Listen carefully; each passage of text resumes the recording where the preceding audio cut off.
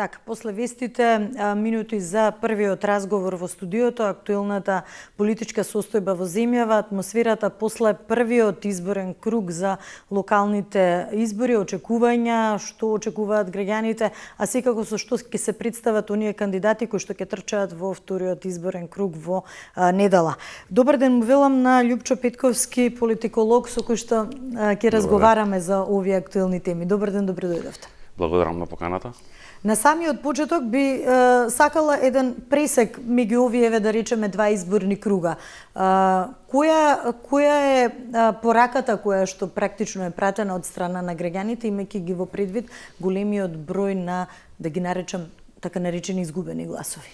Вака, јас би се насочил на три работи. Првата е дека одзивот, односно излезеноста е значително помала од минатите парламентарни избори, што говори дека граѓаните немале мотивација да искочат, односно пратиле некаква порака на партиите и на надпреварувачите на изборите. Мислам дека генерално главната порака е кон владеачката партија, која што процентуално изгуби голем дел на гласови. Мислам дека тоа се гласачи кои поверуваа на нејзиниот наратив на минатите парламентарни избори, а претекстот на наративот беше дека нели Македонија повторно ќе биде горда. Тука се алудираше на наводно преголемата улога на албанските политички партии како дуи нели во владата.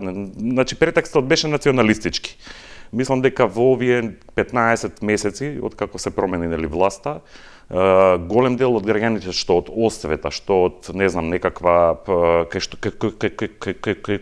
кај кој што резонираше тој наратив, решија да не излезат. И со тоа пратија порака нели до власта дека не веруваат повеќе на тој наратив, но исто така пратија порака до опозицијата дека не се спремни да ја казнат власта за тоа што ги разочарала нивните ветувања.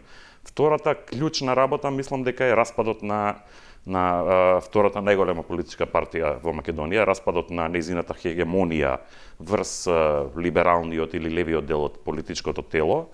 И тие се процентуално паднати, освоија само неколку општини каде што имаат добри градоначалници, каде што се покажале во првиот круг, ќе озват уште неколку во вториот круг и мислам дека тука ќе биде многу климава работата во иднина.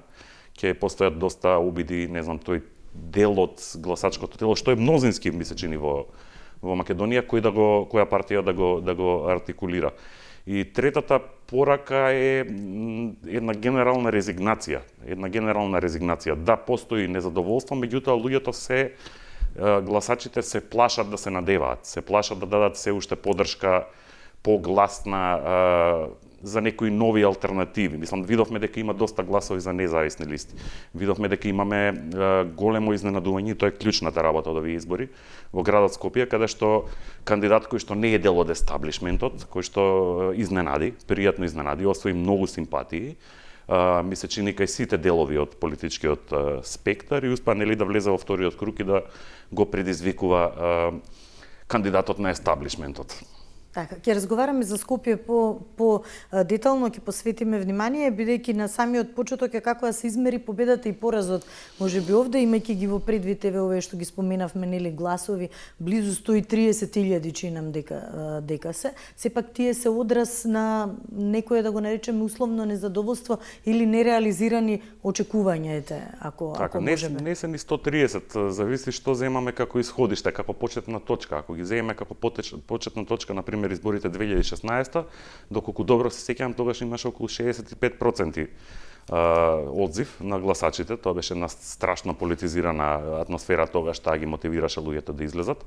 Меѓутоа, така треба да изгледа демократијата. Кога имате антагонизми во општеството, кога имате контрадикции, нормално е граѓаните да излегуваат.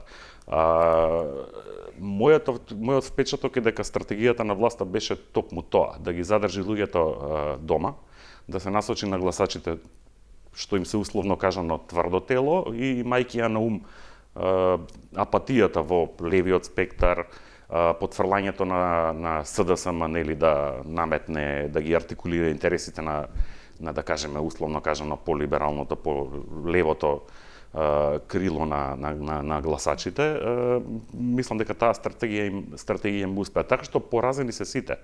Значи, поразени сме доколку ние немаме ни мнозинска мнозински одзив во парламентот, доколку имаме две општини, од кои една е голема општина, каде што се поништуваат изборите, се повторуваат затоа што не успеале ни 30%, една третина да излезат. Тоа е страшна една порака и тоа е страшна една патија. Една патија што се случува, и така што поразена е Македонија у крајна линија. 50.000 неважечки ливчиња? Тоа е исто силна порака, тоа би била, не знам, втора, трета сила во државата. Тоа значи, не сакам да ми го злоупотребите ливчето, меѓутоа ви покажувам, ќе ми опростат гледачите, среден прст на сите. И тоа е, мислам, окей, тоа се луѓе што се ispolitizirani, што можеби доколку видат понуда би гласале, казниле, наградиле и така натаму. Меѓутоа, тоа е една силна, јасна порака дека не сакаат да учествуваат. Овие гласови, ако ги сумираме сега, нели, за вториот круг од локалните избори во недела, што практично тие би значеле?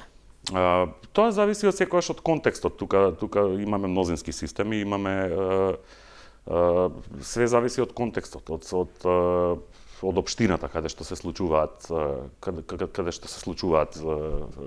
вторите кругови на изборите, така што све зависи од локални коалиции, локални проблеми, локална мотивираност на граѓаните да излезат, така што мислам дека ќе биде поинтересно од колку што очекувам.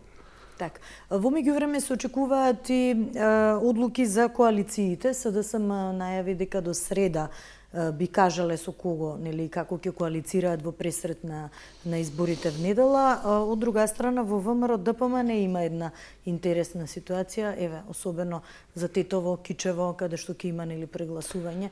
И последниот став, еве, можеби во Брвеница, Хаким Рамадани, актуелен и директор на Државниот инспекторат за локална самоуправа, а испрати сериозни националистички пораки, кои што премиерот Христијан Мицкоски вчера ги оцени дека не треба да се гледаат како кусоглед практично, и најави дури голема грешка пред се за кандидати за градоначалници од таа коалиција, меѓу другото себичен потек од политичар во поновата историја, дури најави негово разрешување по изборите. Да, видете, мислам дека тоа е сериозен проблем, сериозна пукнатина во коалицијата пред се.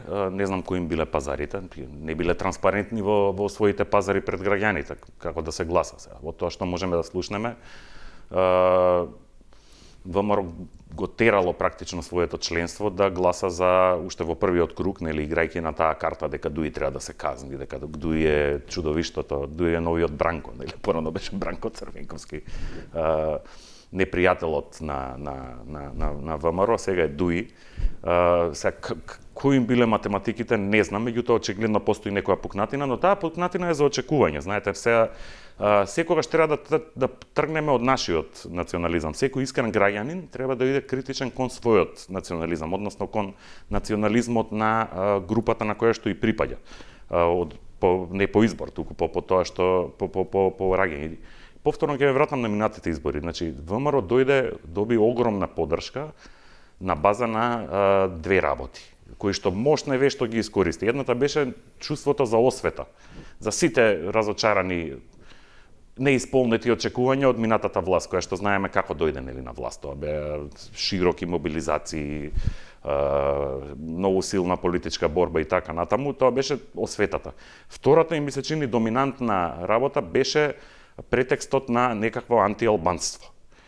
Значи, користејќи го Дуи како страшило, така со право или со не, се играше, нели, со некои пораки Македонија повторно твоја, па тука пролиферира наративи како, не знам, албанците ги држат веќе институциите, премногу им се даде и така натаму. И многу луѓе поверуваа во тоа.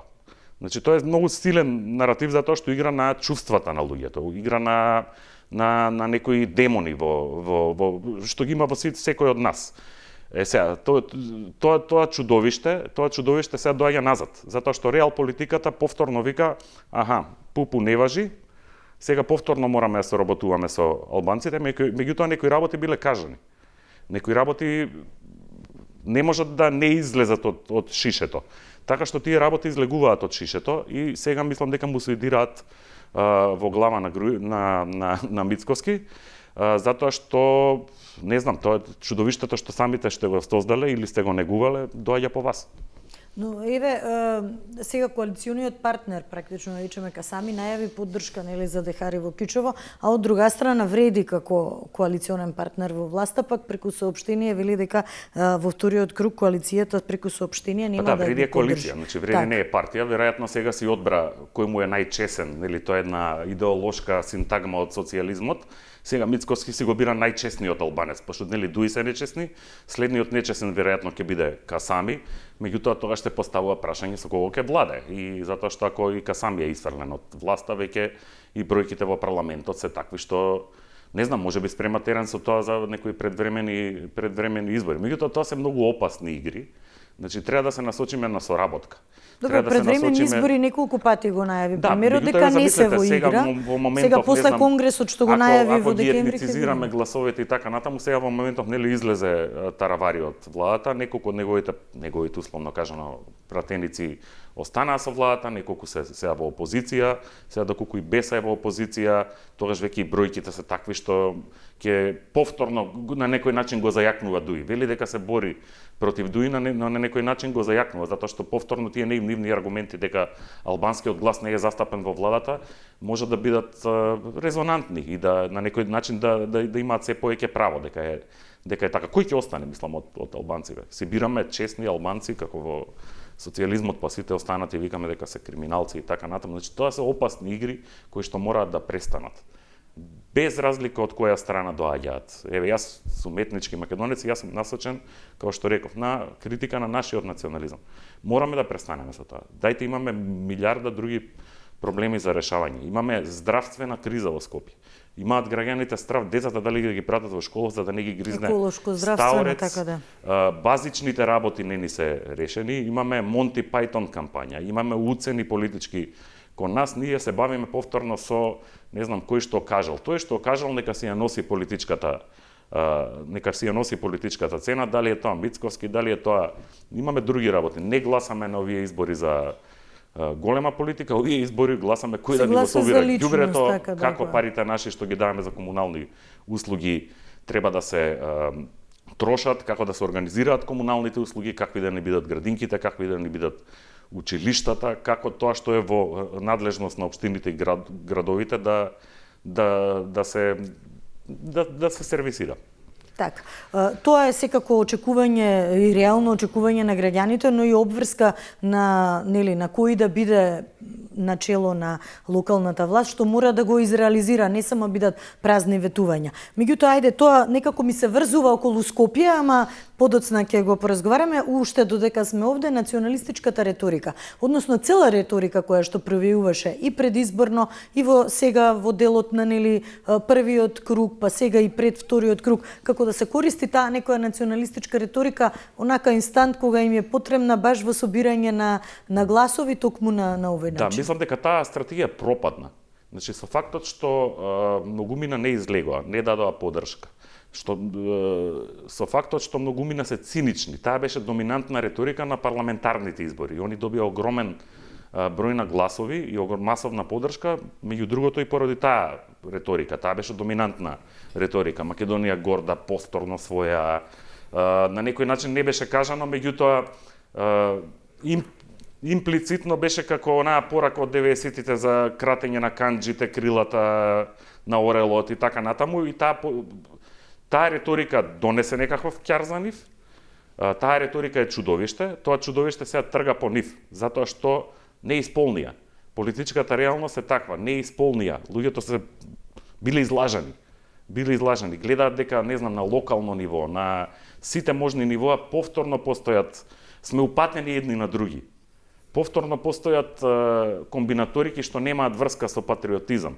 Имаат врска со тоа како да се краде буџетот, како да се поделат местата, кој да се вработи незаслужено во јавната администрација. Имаат врска со пленот. Па имате, не знам, еве, Струга, вчера излегува некои информации за Струга. Значи, актуелниот градоначалник Мирко, актуелниот градоначалник што беше во таа реторика представен као, не знам, тројно зло, корумпиран, албанец, во општина што македонците ја изгубиле, така, од Дуи. Значи, тој сега е впрочем во коалиција или испаѓа дека е во коалиција со ВМРО.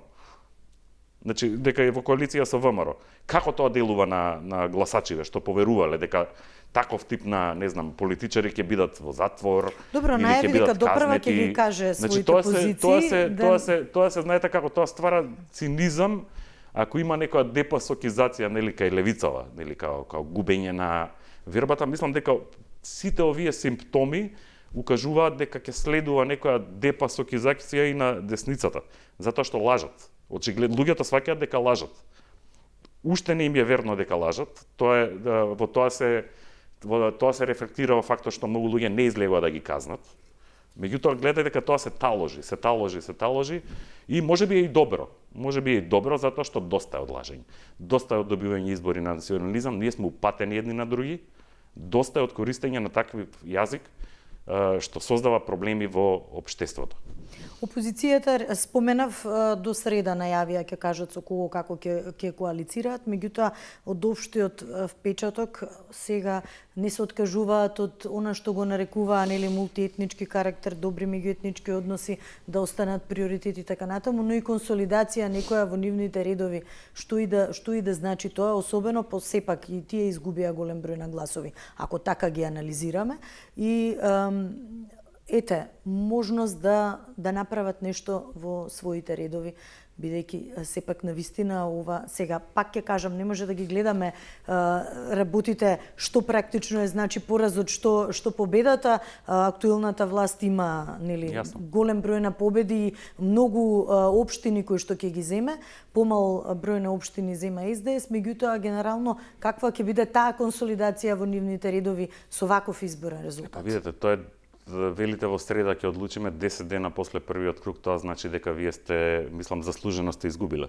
Ве обвинувале дека немате агенс, дека не знаете како да ја играте политичката игра и ова е впрочем доказ дека го добиле тоа што го заслужуваат. Значи толку време да ви треба, а имате, се уште имате некаква политичка игра во доста од општините. Толку време да ви треба да сватите кој ви е сојузник, каде да одиграте стратешки, каде да дадете поддршка и така натаму, мислам, тоа е ќе ми извинете на изразот, меѓутоа не е добро. Значи не е добро и е во принцип симптом на распад, на распад на нивната хегемонија врз, не знам, тој полиберален и полев дел од гласачкото тело. И на тој распад мислам дека, нели, на некој начин капитализира и левица. Затоа што успеа барем во Скопје, нели, во втор круг да влезат. Лоша игра и мислам дека не гледам таму надеж дека некои работи ќе се променат, дека ќе се консолидираат. Јас само гледам, не знам, во принцип дека ќе бидат сведени на некаков фактор кој што ќе биде ни второ разреден. Црвените линии, оние што ги најави опозицијскиот лидер за излегување од европскиот ќорсок, беа ли, да речеме, еден некој вид на грешка, стратешка грешка во тој период предизборно? Па не верувам дека била стратешка грешка, затоа што таа тема е целосно тргната од јавноста. Мислам дека никој веќе нема ни врз власта притисок тоа да се решава од внатре. Затоа што за локални избори се работи секако, меѓутоа како да го подзаборавија. Мислам дека тоа прашање ќе се подвраќа во јавниот дискурс како Црна Гора и Албанија ќе напредуваат. Гледаме дека напредокот таму е брз.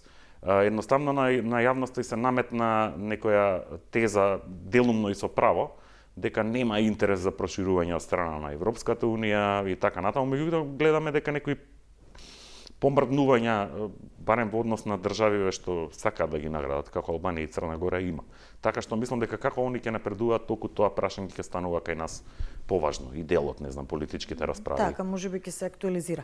Двајцата ривали за град Скопје, Орце Георгиевски од коалицијата предводена од ВМРО ДПМН и Јамар Мециновиќ од Левица, во фокусот еве на нивната кампања, барем изминатата недела, отпадот, начинот на неговото собирање, проблем кој што меѓу другото од оние што претходно ги набројавте, се сериозни проблеми што го мачат главниот град. Мислам дека како никогаш досега една метропола не била толку на ниско ниво и во делот на сообраќајот, и во делот на паркинзите, и во делот на заштитата на животната средина, отпадот веќе и да не говориме, вардариште, и сега да не ги редам таксативно проблемите, навистина ги има многу, сериозен предизвик за кој да биде градоначалник на град Скопје, меѓутоа генерално еве да ги изанализираме како двајца кандидати кои што останаа во трката.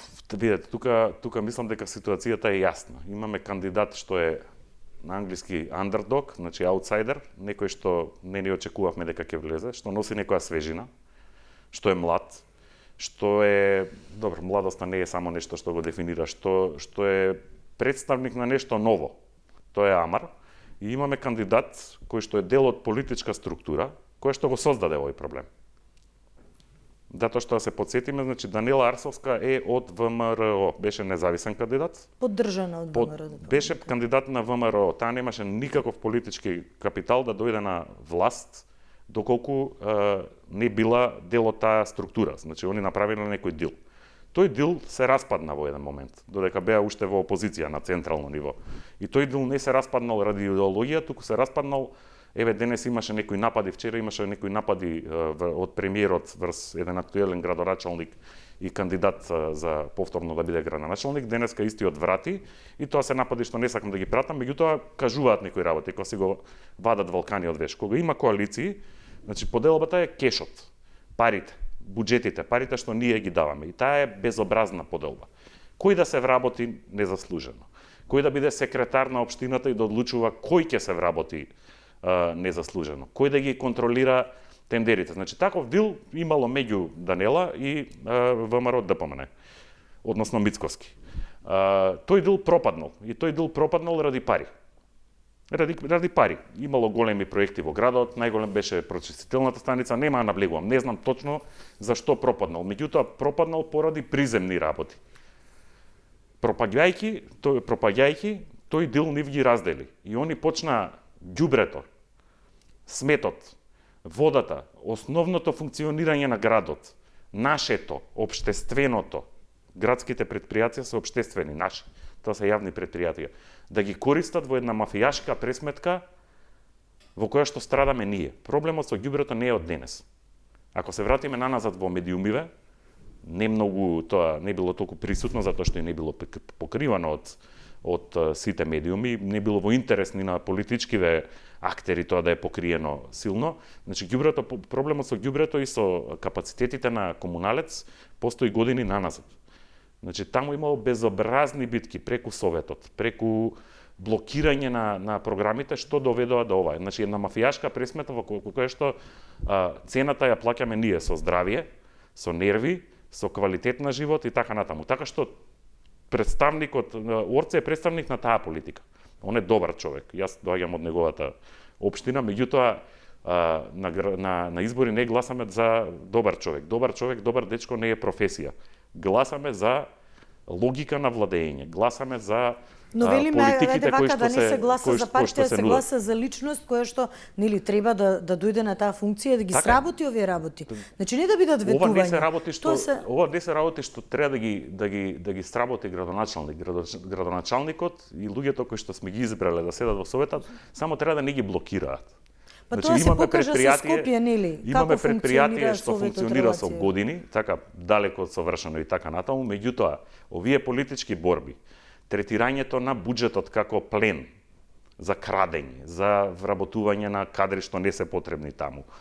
Тие предпријатија ги имаат уништено, наместо да се инвестира, ги имаат уништено. И тоа е голем проблем што треба да се решава.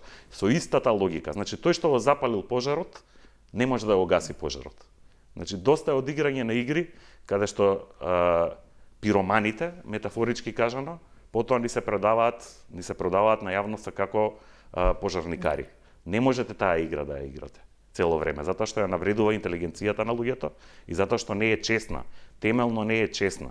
Барем оставете ни ги овие базични работи. Мислам, ја би се прашал, конфликти ќе имаат и во иднина.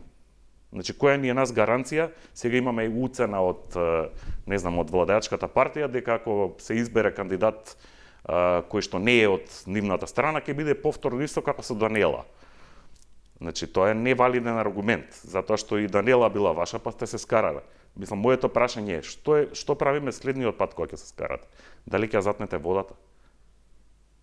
Мислам, еден куп работи што не ни биле верни дека можат да се случат, сме ги земале здраво за готово, како на тоа дека некој треба да дојде да го испразне контейнерот, направивте да не ги земаме повеќе здраво за готово.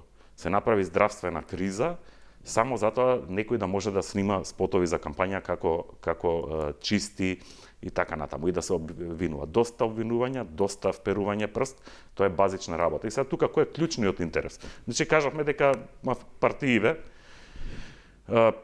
општините, власта ја третираат како плен, пари, јавни предпријатија, вработување на непотребен кадар, цедење наши пари и така натаму. Која е па главната да кажеме, се сеќавате во социјализмот, мислам и гласачиве повозрастните се сеќаваат, значи во социјализмот постоела некоја, односно и на почетокот на капитализмот постоела некоја тенденција да се обезвреднуваат фирмите за да се продадат. Кога нешто се обезвреднува, намерно се намалува вредноста, за да се приватизира. Сега што прават со нас? Прават со нас не функционира, јавно е, не функционира, за да полесно потоа голтнеме приказна дека тој тип на услуги треба да се приватизираат.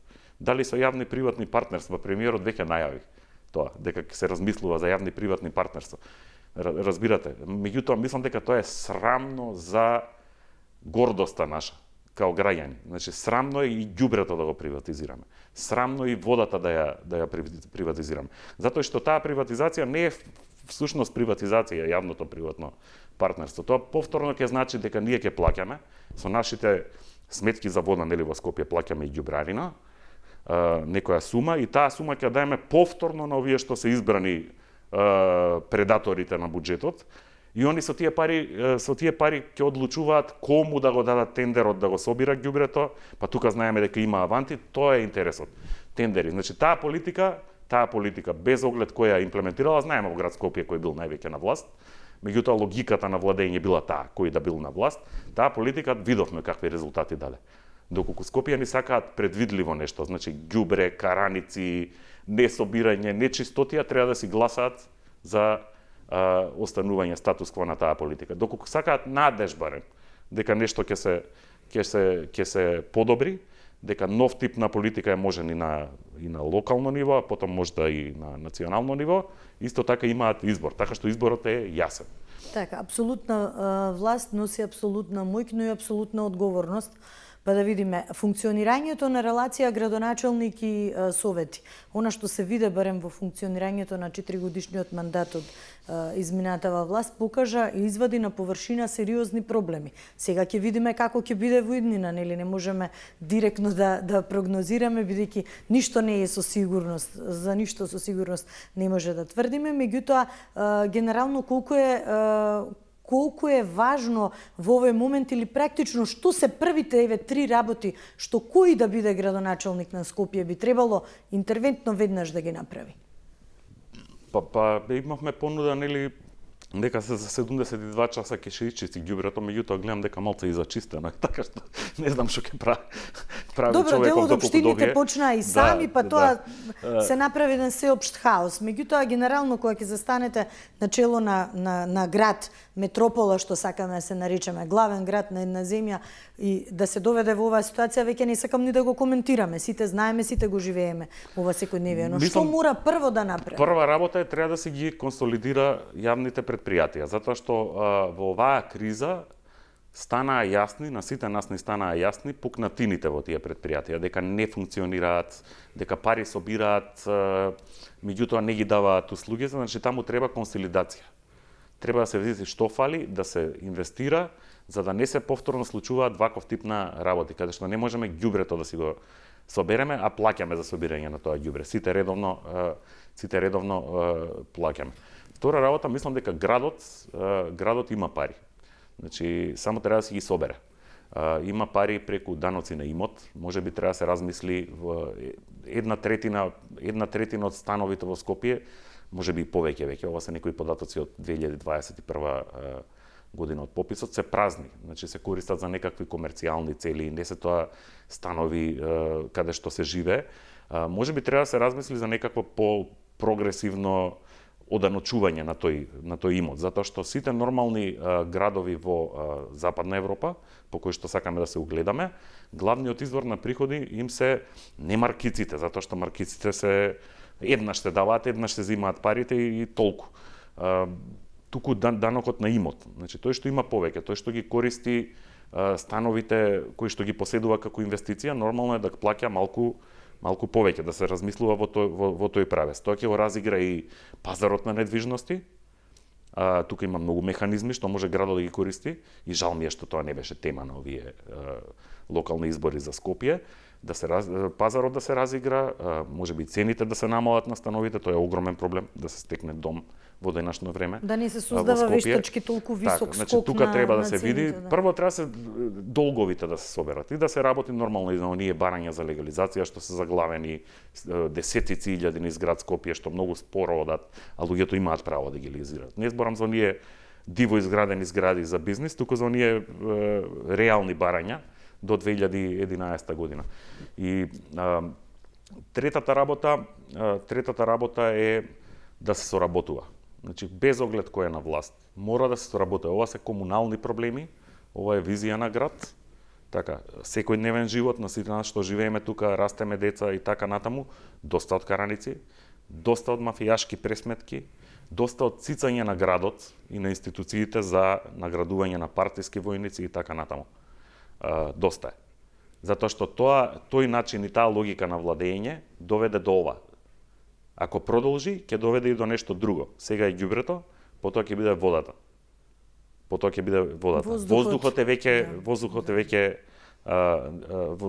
веќе го продадовме и ни го зема. Меѓутоа, мора го задржиме тоа што го имаме и да го подобриме. Да не зборуваме веќе здравствени, образовни политики, културни, тоа има многу теми. Мислам дека овие што ги набројавте практично се оние клучните кои што допираат во оваа фаза еве до гласачите, но каде еве ќе се прелеат гласовите, оние кои што претходно зборувавме, изгубените, како да ги наречеме, гласови, голем број на поништени ливчиња, но што е со гласовите од кандидатите што отпаднаа во првиот круг? Каде мислите ќе се прелеат? Тоа беа генерално опозициски кандидати што не се задоволни од тоа како се води градот, што мислам предпоставувам.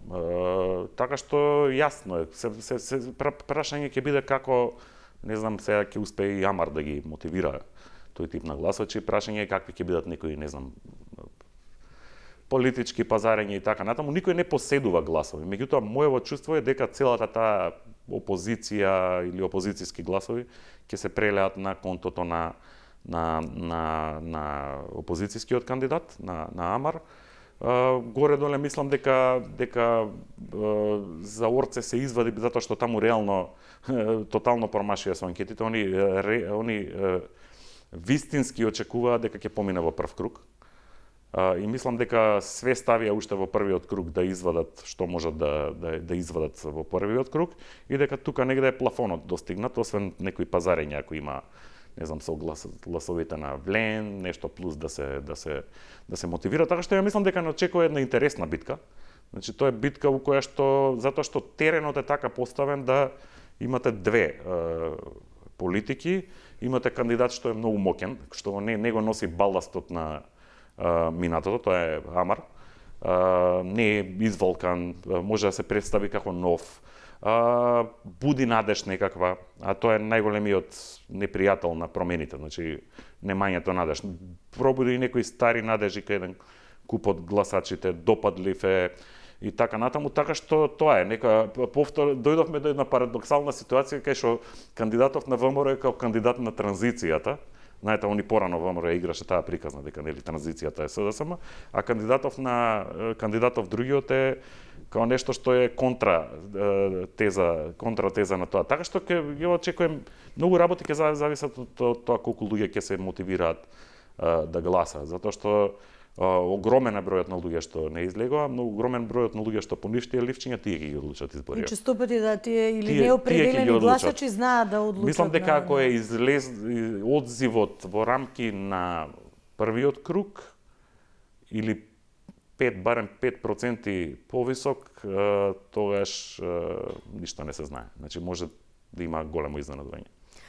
Интересно е и уште во неколку скопски општини нели има втор круг, еве би ги споменале, во Центарки има втор круг, во Карпош, Шуто Ризари, сега тука малце ќе видиме, еве има интересно можеби за анализа и Куманово.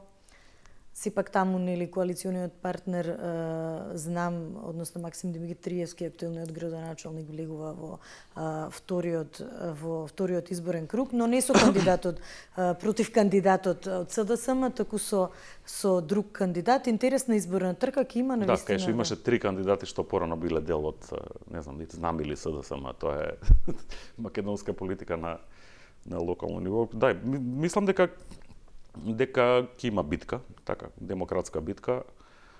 Се ќе зависи од интересна исто струга, каде што, не знам, имаме кандидат на поддржан независен од Влен, господинот е бизнисмен, па имаме, не знам, постоечкиот градоначалник кој што беше од Дуин, или па се изгледа менува страна се пазари и така натаму, па дава поддршка на кандидатов независниот, па се нуди кај ВМРО или, не знам, многу интересни локални битки. Ќе видиме, мислам, све зависи од тоа како ќе се измешаат во дадената заедница картите, колку луѓето се срекни, колку сакаат да казнат, колку сакаат да ретко кој сака да награди во денешно време, меѓутоа како ќе се измешаат картите, кој ќе успее да ги измотивира гласачите да се покаже дека нешто подобро ќе направи. Интересни битки се очекува. Во последната недела, еве, пред изборите, ако така ги анализираме работите, може ли да се очекува поголема излезност, поголем одзив? Да, мислам дека да, затоа што во Скопје особено, за градоначалник на Скопје особено, затоа што се искристализира работите. Во првиот круг имаше десеттина беа кандидати, така што сега е многу почиста ситуацијата. Предноста е секогаш кај тој што успева надеж да пробуди. Така што и факторот на изненадување на таа страна, исто во општиниве тоа се големи, мислам, залаци. Гледаме како, например, ВМРО се мобилизира во Карпош да го бутне, тоа цела влада оди таму. Огромни ресурси, медиумски, секаков друг тип се истураат, меѓутоа таму во тие две општини јас не очекувам изненадување. Не очекувам, затоа што тоа антивладино некој или опозицијско расположение е посилно од, така што луѓето мислам дека ќе отидат во тој правец, да ги задржат постоечките градоначалници во Центар и Карпош. Дали исходот еве од вториот круг практично може да го гледаме како стабилизирање или дополнително поларизирање на состојбите и колку еве овие изборни резултати би влијаеле за следните парламентарни избори? Така, мислам дека преска го споменував тоа чудовиште. Значи тоа е чудовиште на недоверба кон политиката. Мислам дека таа недоверба кон политиката генерално, кон естаблишментот,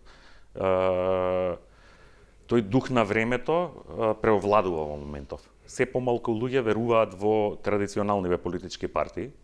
Тоа до сега се рефлектираше кај левицата, односно кај СДСМ. Тоа е катастрофален еден пат, нели, на доверба 300% или не знам колку проценти намалена поддршка во однос на пред 8 години. Мислам дека тоа чудовиште никој не може да биде имун. Значи тоа ќе ја зафаќа целата политичка сцена. И тоа да кажеме во теорија или во наука за политика се вика популистички момент. Значи луѓето се помалку веруваат во елитите, во естаблишментот, во тоа како работи политиката, десната или левата. И тука тоа е како и благослов, може да е благослов затоа што само во промена и во недоверба нешто ново се раѓа. Меѓутоа има и друг аспект, понегативен, на некој начин е и опасност, затоа што кој ви гарантира дека новото што ќе се појави е позитивно. Меѓутоа тој момент популистички е предуслов за некаква промена. Прашањето е колку ние ќе вложиме како граѓани во таа промена позитивна или негативна енергија. Прашањето е дали ќе избереме нови алтернативи, нови политички проекти што се попозитивни или понегативни. Кризата го вади, ова е криза, што не може да избегне ни една партија. Тоа е духот на времето во Македонија во моментов. И низ Европа, впрочем. Прашањето е што ќе излезе од тоа. Немаме гаранција дека ќе излезе добро, меѓутоа па не може да излезе добро доколку нема криза. Мене она што ме радува или ми дава некоја надеж е дека се појавуваат една генерација што е дури од мене малце помлада, што покажува поголема политичка зрелост, независност и која не дозволува партиите да им го прават тоа што го правеа на нивните родители. Да им ги држат решенијата, да мора луѓето да одат во партија за да земат решение, да работат, да преживеат. Значи, тоа достоинство не дозволуваат да им се земе. Затоа што се понезависни, пописмени, пазарот е сменет, успеваат да не зависат само од државни работи, успеваат да не седнат во скутот на недостоинствениците, на трговците со човекова мака и така натаму. Јас својата надеж ја давам во таа генерација. Таа генерација заслужува поддршка. Така. Верувам мотивирачки импулс за да се размислува овде во Македонија, која што си ја сакаме, сме останале тука и сакаме да градиме нели своја иднина за нашите деца. Патриоти сум, јас сум татко на 3 деца, по некои дефиниции на премиерот, дури патриот. Така. Благодарам многу за издвоеното време. Верувам дека ќе имаме простори после вториот изборен круг да го изанализираме целиот исход и резултатот. Меѓутоа генерално од оваа перспектива, она што можеби и нас исто како граѓани сите немачи и што ќе биде одлучувачки фактор за тоа кому сите граѓани ќе ја дадат довербата. Секако тоа е обврска, не е нешто што нели го прават дополнително како ангажман, туку нешто што треба да го направат во рамки на својата работа. Благодарност. Благодарам на поканата. Почитувани, правиме кратка пауза и се враќаме повторно во студиото со следен разговор. Останете со нас.